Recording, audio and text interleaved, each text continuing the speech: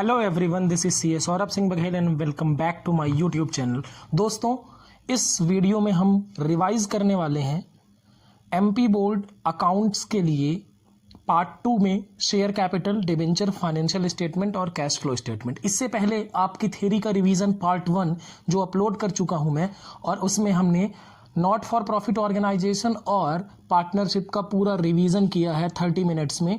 अगर आपने वो वीडियो अभी नहीं देखा है तो आपको आई बटन में मिल जाएगा, या फिर चैनल में सर्च कर लें एमपी बोर्ड रिवीजन 2020 तो आपको उसमें मिल जाएगा। लिंक मैं इसी वीडियो के डिस्क्रिप्शन में आपको दे दूंगा। ठीक है, तो चलिए शुरू करते हैं। लेकिन उससे पहले जो लोग इस चैनल पे पहली बार आए हैं और अभी तक चैनल सब्सक्राइब नहीं किया है, चैनल सब्सक्राइब कर लें। ठीक है, और अपने आप फीडबैक, कमेंट, और एक वादा करें कि आप इस वीडियो को अपने दोस्तों, अपने क्लासमेट्स के साथ, दोस्तों के साथ शेयर करने की जरूरत नहीं है, लेकिन क्लासमेट जो है आपके साथ पढ़ते हैं उनको शेयर करने की जरूरत है। आप उनको जरूर शेयर करिएगा। तो चलिए शुरू करते हैं। तो अकाउंटिंग फॉर शेयर कैपिटल, उसके बाद आपका है तो मीनिंग ऑफ कंपनी सबसे पहले पूछा जाता है। तो कंपनी की डेफिनेशन क्या है? तो कंपनी की डेफिनेशन जो कंपनीज एक्ट में दी गई है, कंपनीज एक्ट में जो दी गई है उसमें कंपनी की डेफिनेशन ये लिखी है कि company means a company incorporated under companies act और एनी प्रीवियस लॉ। मतलब ऐसी कंपनी जो कि इनकॉर्पोरेटेड हो। इनकॉर्पोरेटेड मतलब रजिस्टर्ड, इनकॉर्पोरेटेड मतलब रजिस्टर्ड हो कहां पर? कंपनीज एक्ट में, या फिर कोई पुराने कंपनीज एक्ट, जैसे कंपनीज एक्ट 2013 से पहले था कंपनीज एक्ट 1956, उसमें अगर इनकॉर्पोरेटेड है तो वो भी उसे कंपनी कहा जाएगा। अब इसकी एक डेफिनेशन समझते हैं जो जनरल सी डेफिनेशन है। Company is an artificial person, company is an artificial person created by law having a separate entry, नहीं है, separate entity with a perpetual succession and a common seal. मतलब कंपनी एक artificial person है। Artificial person यानी कृत्रिम व्यक्ति। Company is not natural person, मतलब company सांस नहीं लेता, कंपनी घूमता फिरता नहीं है, लेकिन एक पर्सन है आर्टिफिशियल। क्रिएटेड बाय लॉ मतलब कंपनी का जन्म कानून के द्वारा होता है।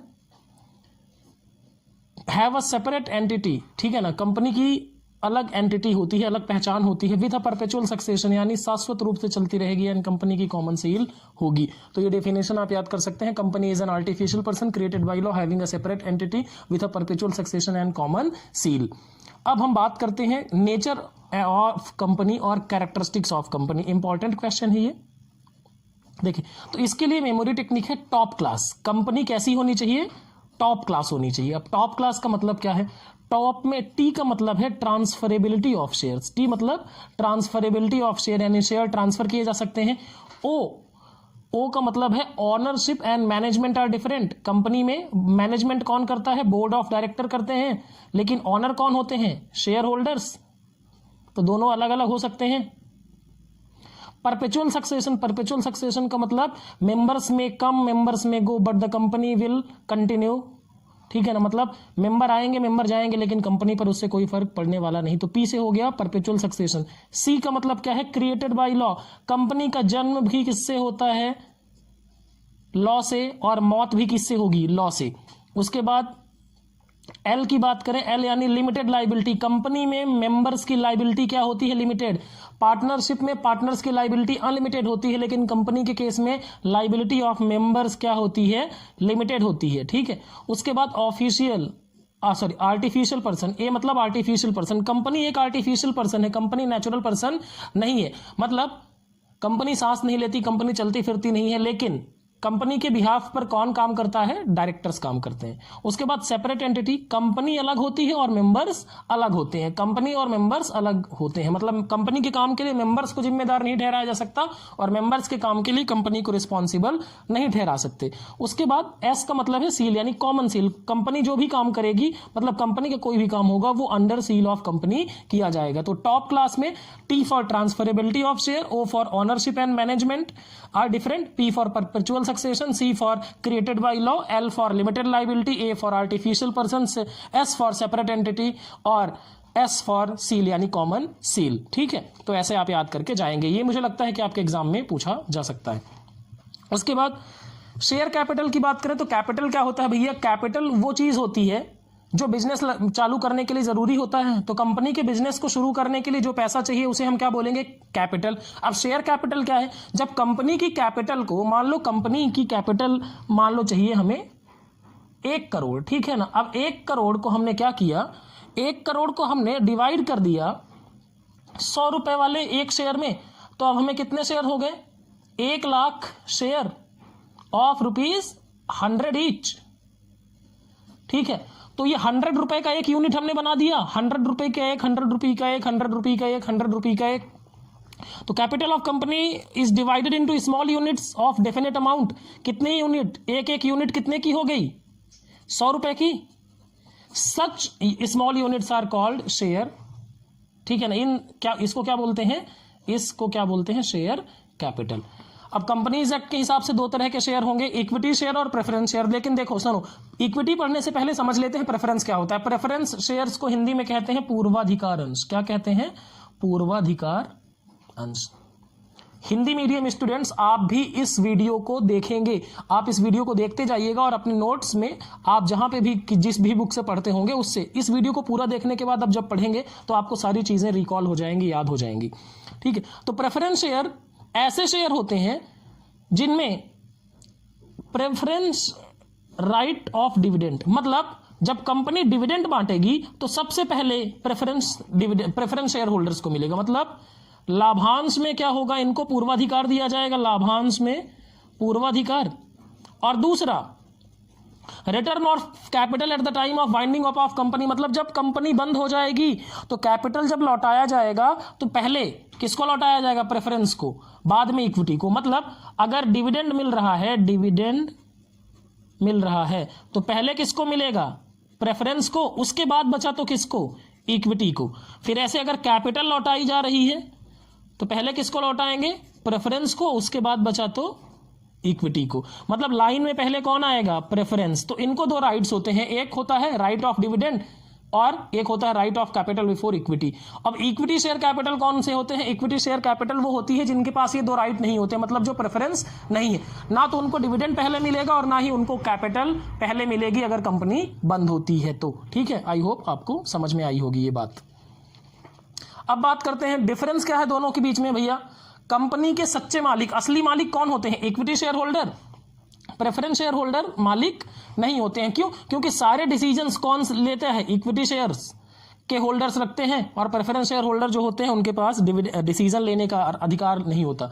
रेट ऑफ डिविडेंड बताएं, rate of dividend preference share के केस में रेट ऑफ डिविडेंड फिक्स होता है, मतलब ऐसे कई बार लिखा होता है 8% प्रेफरेंस शेयर, तो इसमें रेट ऑफ डिविडेंड कितना है, 8%। लेकिन इक्विटी शेयर में रेट ऑफ डिविडेंड निश्चित नहीं होता, यानी लाभांश की दर निश्चित नहीं होती। उसके बाद प्रायोरिटी इन डिविडेंड, सबसे पहले डिविडेंड किसको मिलेगा, प्रेफरेंस शेयर को, उसके बाद क्या मिलेगा, इक्विटी शेयर को। वोटिंग राइट किसके पास बताएं, वोटिंग राइट होगा, कौन कंपनी का मालिक है, इक्विटी शेयर, तो वोटिंग राइट भी किसके पास होगा, इक्विटी शेयर के पास होगा, ठीक है।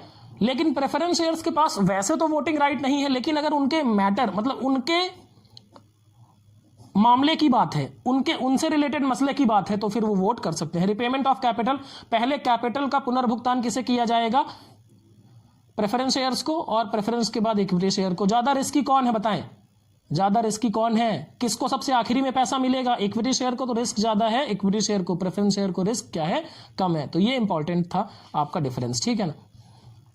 अब बात करते हैं different form of share capital, different forms of share capital. देखो शेयर कैपिटल के क्या डिफरेंट फॉर्म्स हो सकते हैं।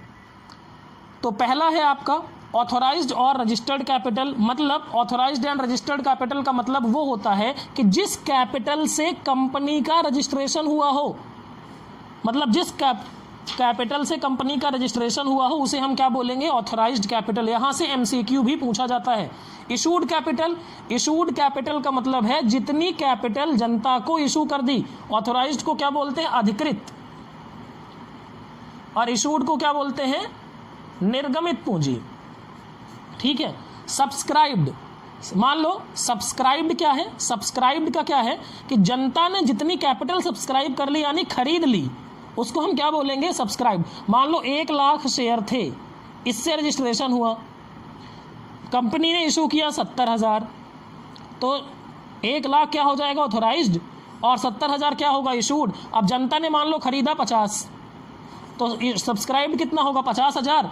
अब कॉल्ड अप कैपिटल का मतलब ये है कि जितना कंपनी ने पैसा मांगा, मान लो एक शेयर 50,000 शेयर अगर खरीदे जनता ने, तो 10 रुपये का शेयर था, तो कंपनी ने बोला कि अभी हमें 10 रुपये मत दो, अभी हमें 7 रुपये दो, तो जितना मांग लिया वो क्या होगा, called up capital. Paid up capital मतलब जनता ने जितना दे दिया, ठीक है, उसे हम क्या बोलेंगे, मान लो 50,000 शेयर पर कंपनी ने कितना मांगा था, 7 रुपये, जनता ने अभी 7 नहीं दिया, 6 ही दिया, तो ये 6 रुपये मल्टीप्लाइड बाई 50,000, 3 लाख क्या होगा आपका पेड अप कैपिटल, यानी जनता ने पे कर दिया है, actually received in cash by company. उसके बाद आता है आपका reserve capital. What is reserve capital? देखो, कंपनी कई बार क्या करती है, कोई प्रस्ताव पारित करके कंपनी की सभा में ये तय कर लेती है कि हम एक, मान लो कि 10 लाख रुपए का कैपिटल था, कितना था कैपिटल, 10 लाख। कंपनी ने बोला कि 2 लाख रुपए हम तभी मंगाएंगे जब हमारी कंपनी बंद होने वाली होगी। मतलब कंपनी के जीवन के दौरान ये नहीं मांगा जाएगा, जब कंपनी मरने वाली होगी तभी इस 2 लाख रुपए को मांगा जा सकता है। इस 2 लाख की कैपिटल को हम क्या बोलेंगे, रिजर्व कैपिटल। क्या बोलेंगे, रिजर्व कैपिटल, यानी संचित पूंजी, ठीक है। अब डिफरेंस क्या है रिजर्व कैपिटल और कैपिटल रिजर्व के बीच में? देखो, रिजर्व कैपिटल बनाया जाता है ऑथराइज्ड कैपिटल में से, जो कि अभी मांगी नहीं गई है, और उसे मांगेंगे कब तक, नहीं, जब तक कंपनी है। कैपिटल रिजर्व बनाया जाता है कैपिटल प्रॉफिट। कैपिटल रिजर्व और रिजर्व कैपिटल का डिफरेंस मोस्ट इंपॉर्टेंट। उसके बाद स्पेशल रिजोल्यूशन। बताओ, रिजर्व कैपिटल बनाने के लिए आपको विशेष प्रस्ताव पारित करने की जरूरत है, कैपिटल रिजर्व के लिए कोई जरूरत नहीं है। उसके बाद part, it is part of capital which is not received. ये क्या है, पूंजी का हिस्सा होता है जो कि कंपनी ने अभी मांगा नहीं है। और ये क्या है, it is part of profit. Use, reserve capital can be used only at the time of liquidation of company, यानी जब कंपनी बंद होगी तभी रिजर्व कैपिटल का इस्तेमाल किया जा सकता है। कैपिटल रिजर्व का इस्तेमाल कभी भी किया जा सकता है। Can be use to write off capital losses and issue of bonus share, मतलब कैपिटल लॉसेस को सेट ऑफ करने के लिए और बोनस शेयर इशू करने के लिए किया जा सकता है। रिजर्व कैपिटल के केस में कंपनी को कोई भी डिस्क्लोजर देने की आवश्यकता नहीं है, लेकिन अगर कैपिटल रिजर्व है तो इसको बैलेंस शीट में कहां पर लिखा जाएगा, reserve and surplus. Balance sheet के लायबिलिटी साइड में रिजर्व एंड सरप्लस में लिखा जाएगा, ठीक है। आई होप आपको ये समझ में आया होगा। अब आगे चलते हैं, अब बात करते हैं टाइप्स ऑफ प्रेफरेंस शेयर्स। देख, ठीक है, प्रेफरेंस शेयर्स, पहला है cumulative preference shares. Cumulative preference share, मान लो कि कंपनी लॉस में है, कंपनी क्या है, लॉस में है, तो 10% प्रेफरेंस शेयर थे, मतलब 10% के रेट से डिविडेंड मिलना था। अब 2 साल से उनको डिविडेंड मिला ही नहीं, तो अगर वो क्यूमुलेटिव होंगे, क्यूमुलेटिव यानी संचयी, तो उनको डिविडेंड जो है जब तीसरे साल डिविडेंड मिलेगा तो पिछले 2 साल का भी डिविडेंड क्या मिलेगा, साथ में मिलेगा। मतलब 10% इस साल का और 20% लास्ट ईयर का, तो कितना डिविडेंड मिलेगा, 30%। नॉन क्यूमुलेटिव, जिस साल नहीं मिला उस साल का आपका डिविडेंड क्या हो गया, डूब गया।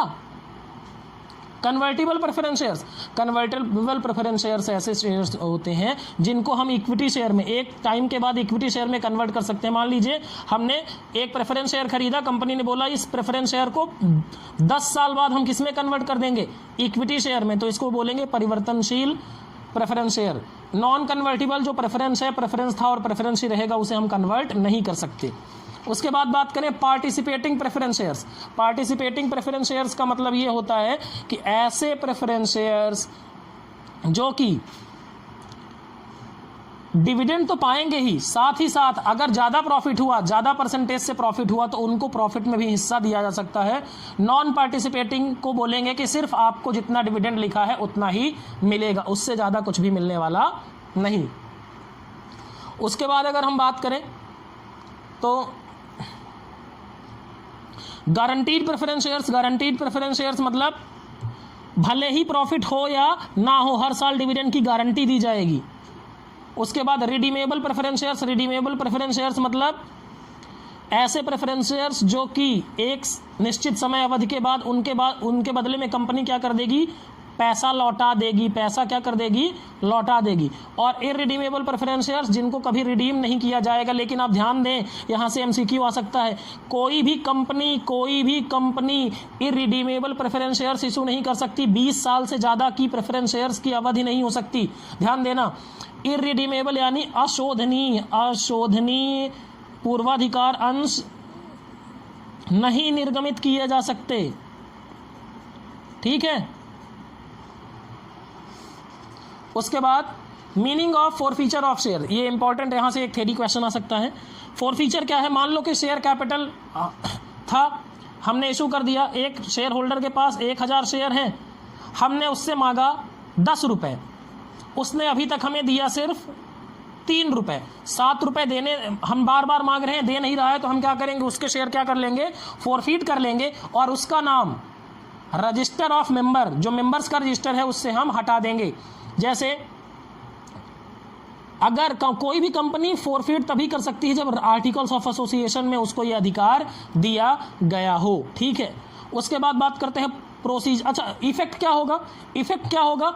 उस शेयर होल्डर का नाम रजिस्टर ऑफ मेंबर से हटा दिया जाएगा, और उसने जो अभी तक ये 3 रुपये दे रखे हैं ना, ये 3 रुपये उसने पे किए हैं, और ये 7 रुपये क्या है, अनपेड है।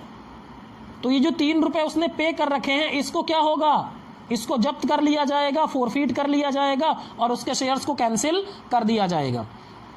Procedure for forfeiture of share, यानी शेयर के फोरफीचर की प्रोसीजर क्या होगी, ठीक है।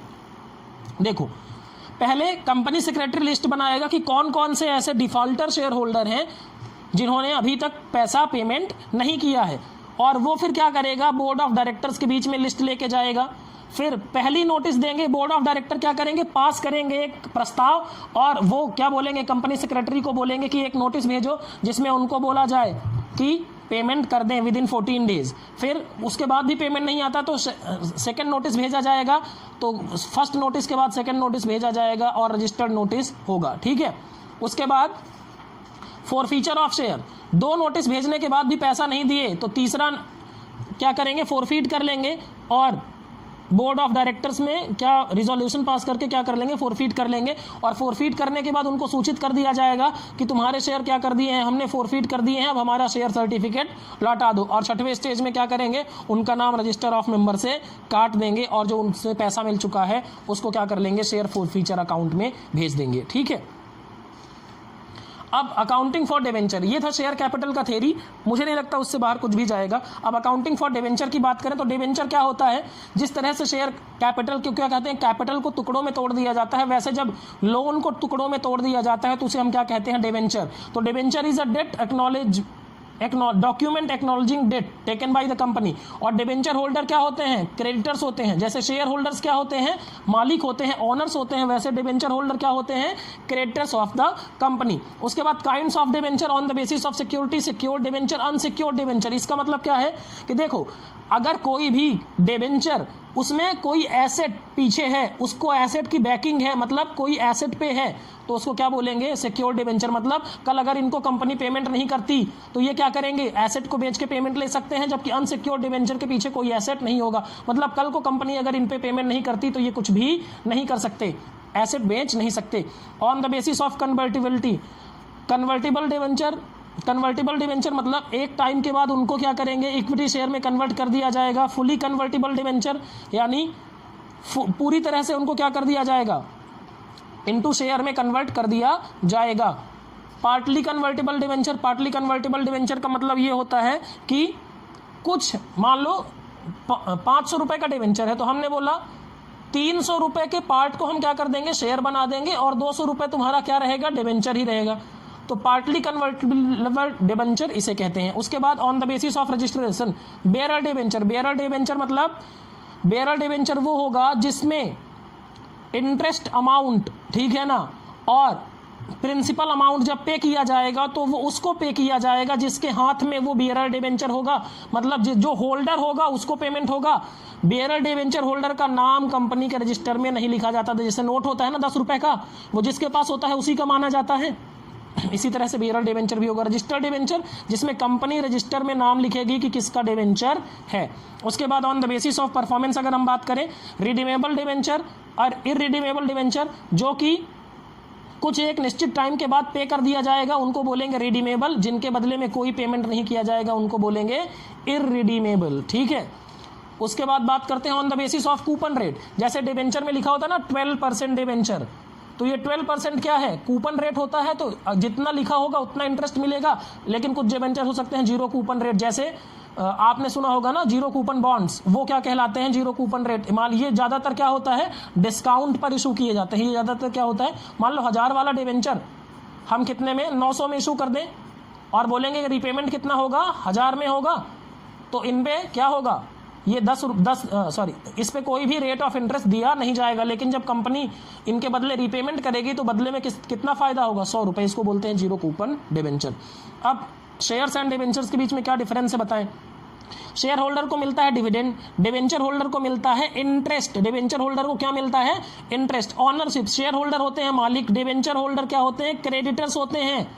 Participation in management of company, कौन कंपनी के मैनेजमेंट में पार्टिसिपेट कर सकता है, शेयर होल्डर पार्टिसिपेट कर सकते हैं, डिबेंचर होल्डर के पास ऐसा कोई अधिकार नहीं होता। उसके बाद बात करें इन केस ऑफ लॉस, बताओ अगर लॉस होगा तो डिविडेंड मिलेगा क्या, अगर हानि हो रही है तो लाभांश दिया जाएगा क्या, नहीं दिया जाएगा। लेकिन इंटरेस्ट देना पड़ेगा, आप प्रॉफिट कमाएं या ना कमाएं आपको इंटरेस्ट का पेमेंट करना पड़ेगा। कैपिटल और लोन, शेयर जो है वो ट्रीटेड एज कैपिटल, मतलब शेयर को क्या माना जाता है, पूंजी माना जाता है, जबकि डिबेंचर को क्या माना जाता है, लोन माना जाता है, यानी ऋण माना जाता है। रिटर्न ऑफ मनी, सबसे पहले किसको लौटाया जाएगा, डिबेंचर को लौटाया जाएगा, कैपिटल को डिबेंचर्स के बाद लौटाएंगे। वोटिंग राइट, वोटिंग राइट किसके पास होगा, शेयर होल्डर के पास वोटिंग राइट होगा, डिबेंचर होल्डर के पास कोई वोटिंग राइट नहीं होगा।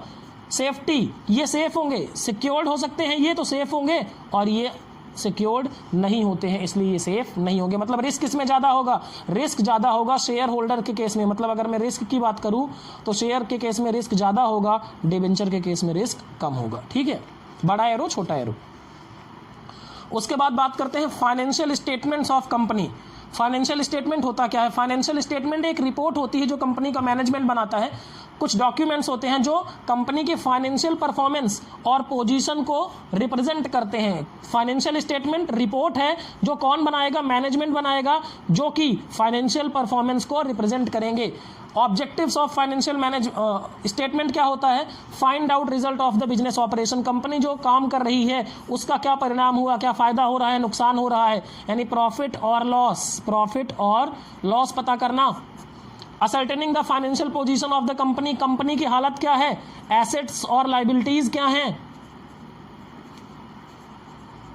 Source of information to a company, financial statement से कई सारी सोर्स ऑफ इंफॉर्मेशन मिलती हैं। जैसे प्लानिंग करना हुआ तो मान लीजिए कंपनी 2 प्रोडक्ट बनाती है, एक प्रोडक्ट में काफ़ी नुकसान है, दूसरा प्रोडक्ट अच्छा है, तो कंपनी क्या कर सकती है, पहले वाले प्रोडक्ट जो कि लॉस वाला है उसको या तो बंद करने का डिसीजन ले सकती है या फिर उसमें सुधार की बातें कर सकती है। Helpful in managerial decisions, manager सोच सकता है कि किस तरह से, मान लो कि हर साल हमारा प्रॉफिट 2% से बढ़ता जा रहा है, तो या फिर कुछ परसेंट, मान लो एक साल 10% था प्रॉफिट, दूसरे साल 8 हो गया, तीसरे साल 6 हो गया, तो 2% से घटता जा रहा है, तो मैनेजमेंट सोचेगा कि ये ऐसा क्यों हो रहा है और उससे रिलेटेड वो क्या करेगा, डिसीजन लेगा। Help in analysing solvency of company, company के पास क्या अपने लोन को रिपेमेंट कर पाने की क्षमता है, ये भी कहाँ से पता चलता है, फाइनेंशियल स्टेटमेंट से पता चलता है।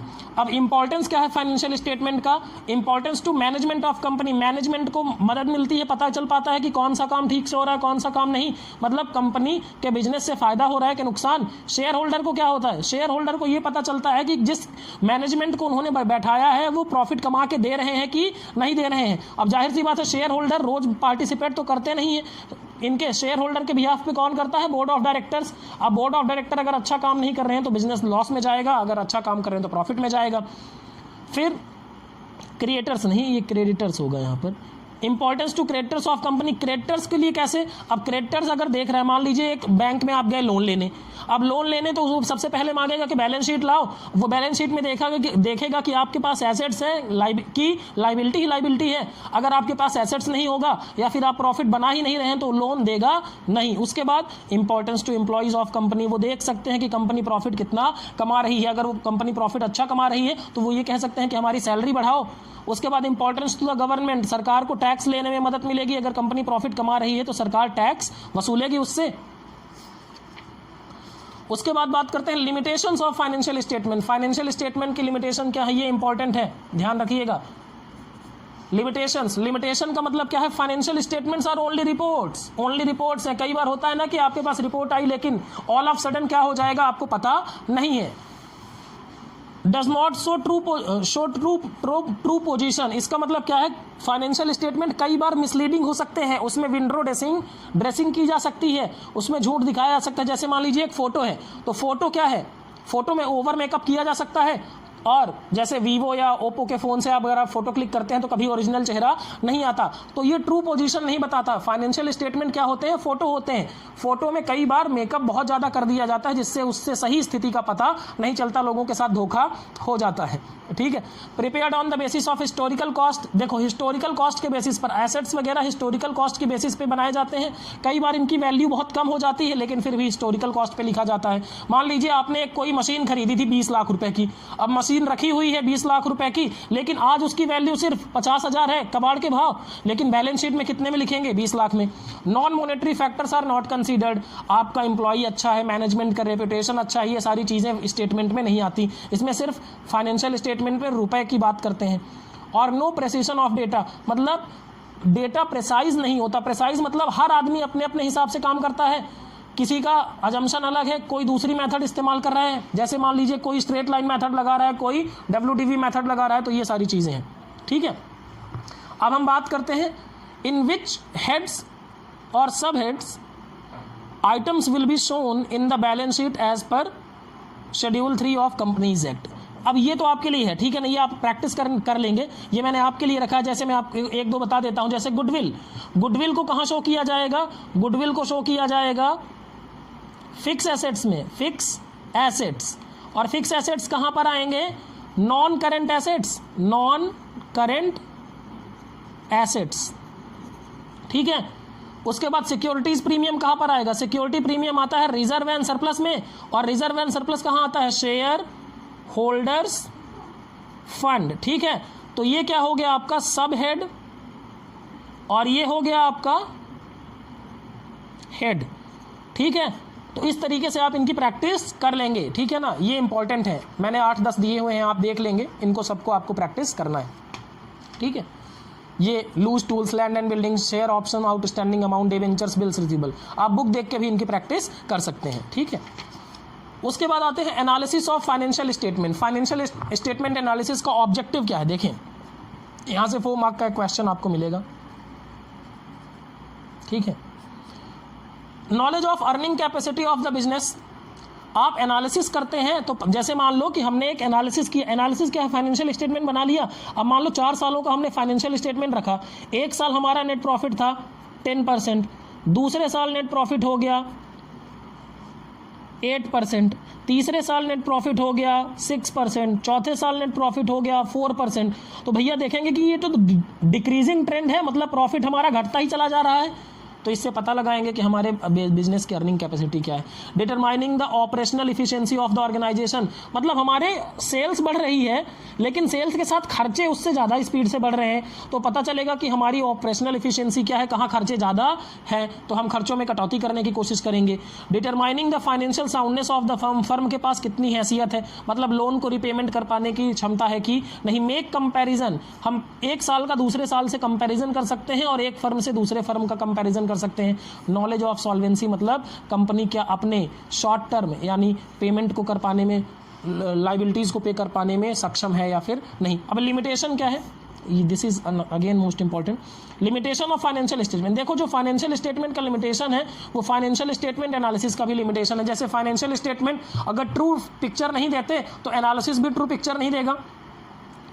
It does not include price fluctuation, मान लो कि आपका सेल किया आपने 1 लाख यूनिट का, ठीक है ना, पिछले साल था प्राइस 10 रुपये, तो आपकी सेल कितनी आएगी 10 लाख रुपए।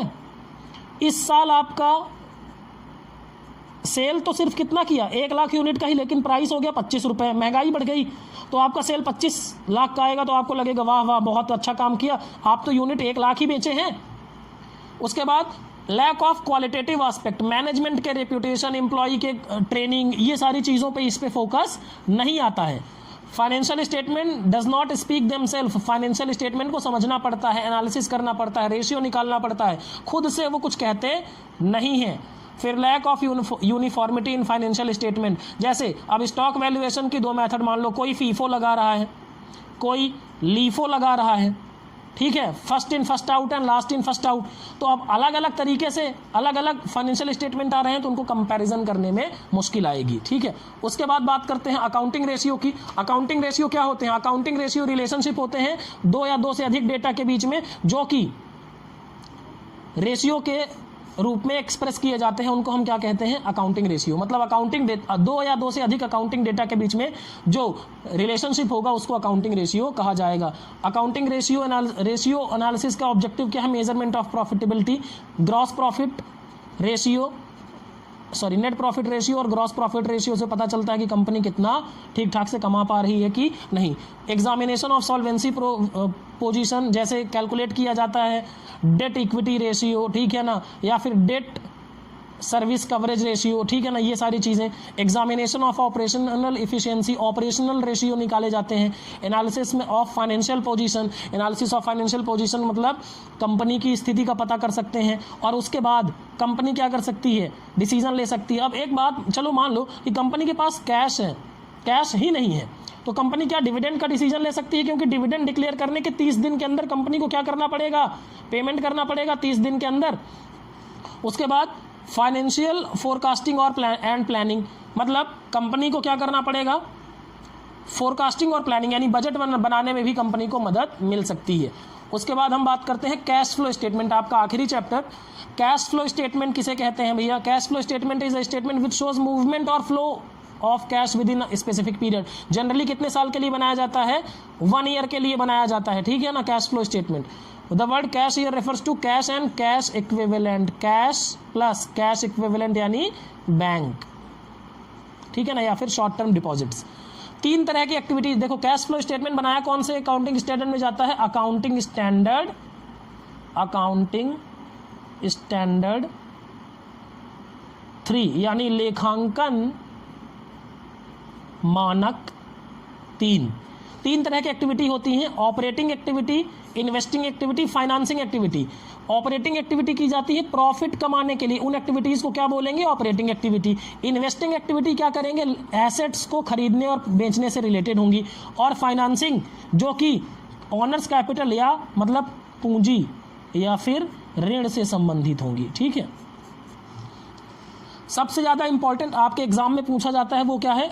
क्वेश्चन जो आएगा वो आपको न्यूमेरिकल अगर आता है तो cash flows from operating activity, तो इस पे आप जरूर ध्यान दीजिएगा, ठीक है। फिर objectives of cash flow statement. Cash flow statement के क्या ऑब्जेक्टिव हैं?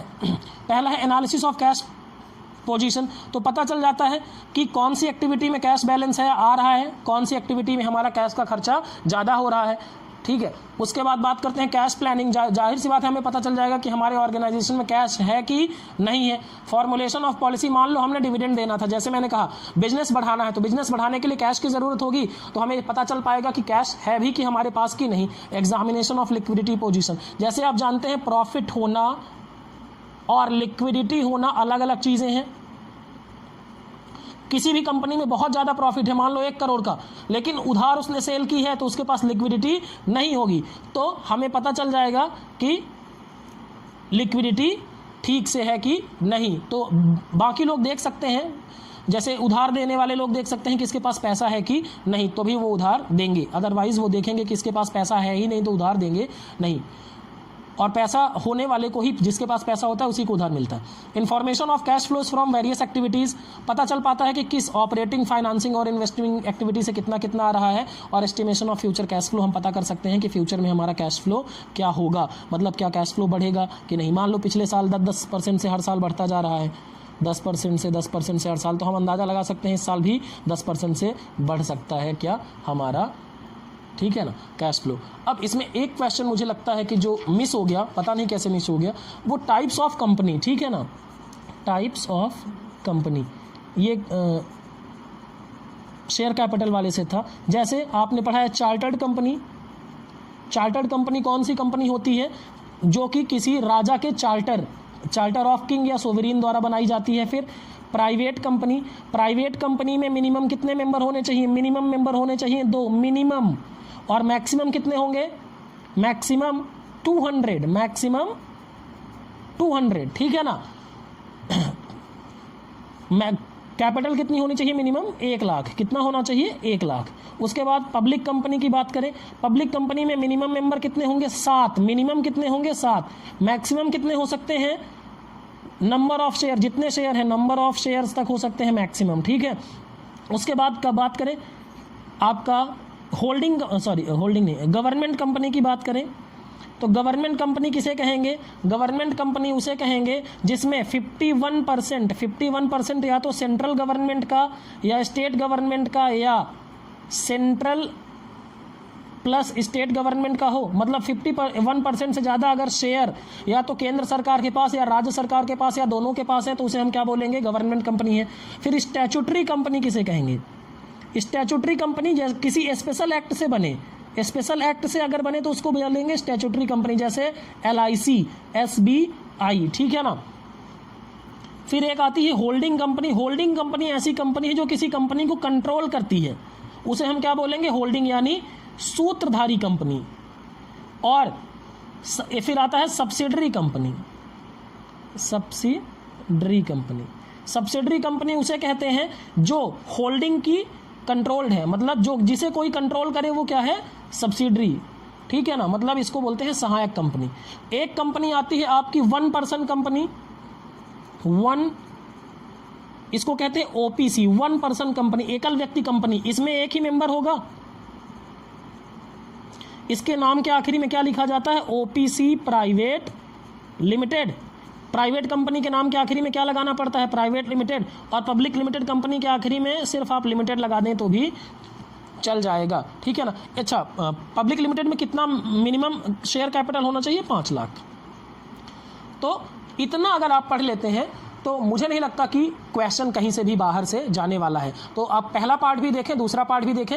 इसके बाद में ऑब्जेक्टिव क्वेश्चंस कल अपलोड कर दूंगा आपको, 2 पार्ट्स में वो भी रहेंगे, सारे ऑब्जेक्टिव क्वेश्चंस, और उसके बाद आपका कोई भी क्वेश्चन छूटने वाला नहीं है। तो आपने इस चैनल को सब्सक्राइब नहीं किया तो अभी सब्सक्राइब कर लें। दोस्तों के साथ, क्लासमेट के साथ जरूर शेयर करें आप इस वीडियो को, और कमेंट करके फीडबैक जरूर दें, इससे मोटिवेशन मिलता है वीडियोज़ बनाने के लिए। Thank you very much.